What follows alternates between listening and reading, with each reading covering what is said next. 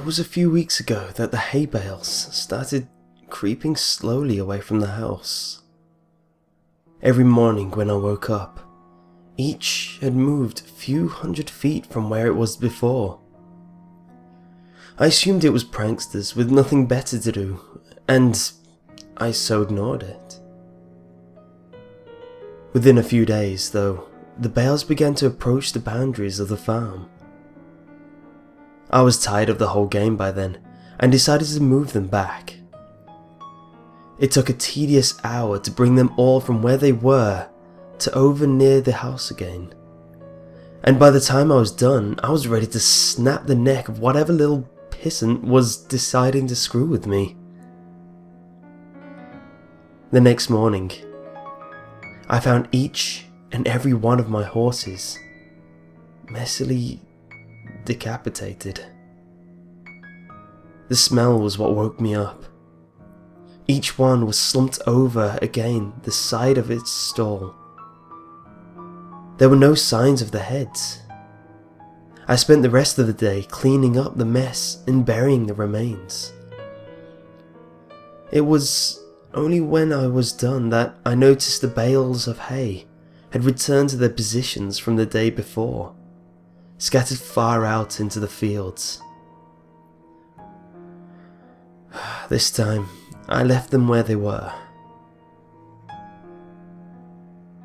That night, I sat on my porch with my shotgun in hand and a pot of coffee on the table beside me. I sat for hours, straining my eyes into the field to catch a glimpse of who was moving my hay bales. Finally, I was beginning to nod off.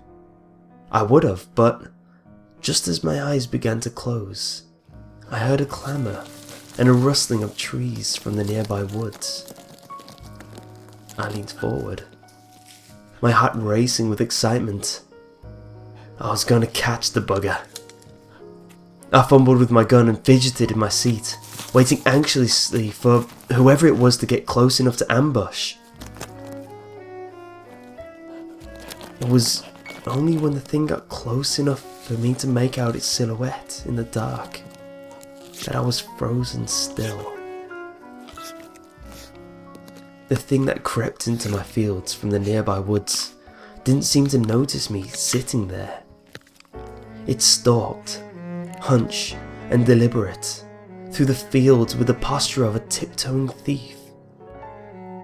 If not for the fact that it must have towered over 10 feet tall, even in its crouched position, it might have seemed almost frail. The thinness of its arms and legs, and the emaciated, caved-in quality of its chest reminded me of a starving animal. Still, this thing was undeniably strong, and I watched it hoist each bale up into its arms with ease and set it down carefully a while away. Taking only a few strides to cover the distance, I watched it work, moving each bale thoughtfully.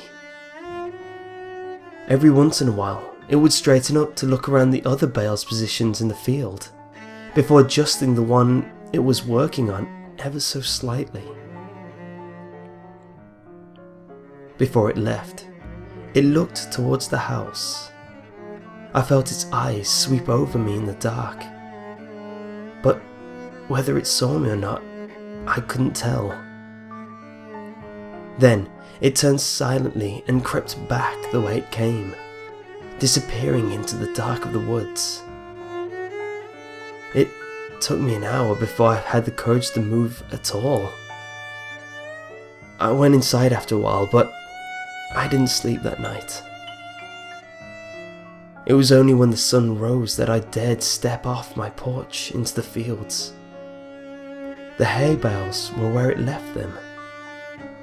Strangely, it didn't move them as far as it had the previous days. They were approaching something invisible in the fields, and as I looked at them, I realized that they seemed to be making some line. Indeed, as I walked around the house, I saw the distinct circle that they formed, with me at the centre. At first, I thought the bales were just being haphazardly moved away from the house, but now I could see that they were instead being moved towards some boundary. The thing was sending me a message. I slept uneasy that night, and only because I was exhausted. The next morning, the bales hadn't moved at all. They didn't move at all for the rest of that week, in fact. They were finally where the thing wanted them. I made myself sick trying to interpret them. Why would this thing expend so much energy moving my hay bales and threaten me with such violence should I try to interfere? Killing my horses was just that, a threat. An intelligent threat at that. It knew what would scare me, and it knew that I would understand the implications. The sound of an automobile working its way along the road to my farm one morning gave me a little rush of excitement. I'd been planning to abandon the farm since I saw the thing, but I couldn't hope to leave on foot without it risking it treating me like it treated my horses. But if I couldn't get in the car with whoever was coming my way, I might be able to escape before he could stop me. I didn't know or care who it was. I decided that the moment they stopped the car, I would jump in the passenger seat and tell them to get the hell out of here. I didn't get the chance. The car worked its way slowly along the road, trundling across the uneven ground. I urged it silently to hurry. It was when it passed between the two bales placed on either side of the road that I began to hear a booming clatter from the woods. The thing burst suddenly from between the trees, sprinting on all fours of its terrible, gangly limbs towards the car. Within a few seconds, it was there, pouncing on the automobile like a predatory cat. Within moments, it was picking and peeling the vehicle's steel frame apart, working to get to the driver. The man, whoever it was, screamed all the while, and I could hear him even over the crunching of the metal and the shattering glass. It was only when the thing crushed him carelessly in its hand that the screaming stopped. It tossed him away and straightened up to look at me once again. In the sunlight, I could see the inhumanity of it. It was composed entirely of something awful and alive, which was lashed together in a messy semblance of a human form.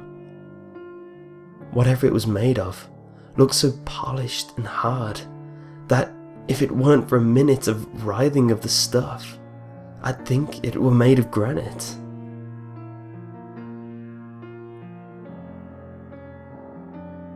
The thing retreated back into the woods, and I was left to my shock. My eyes wandered to where the car sat, the engine still sputtering between two of the hay bales. Suddenly, I understood. The message was clear. I am this thing's captive, and I am not allowed visitors. Nothing may cross the borders it has set.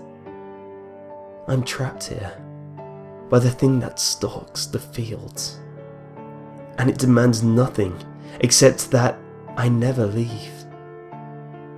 Still, I don't know if I can handle being that thing's canary. I've been thinking hard for the last few days since I saw it crush that man's chest and silence him before he could finish his scream. If I crossed the hay bale border, it'd probably do the same. It'd smash my skull before I could put my hands up to protect myself. It'd go find a new pet and probably keep looking until it found someone who could stand, knowing that it was waiting just outside. waiting at all hours with its shiny insect eyes. I've been thinking for the last few days, and I might just make a run for it.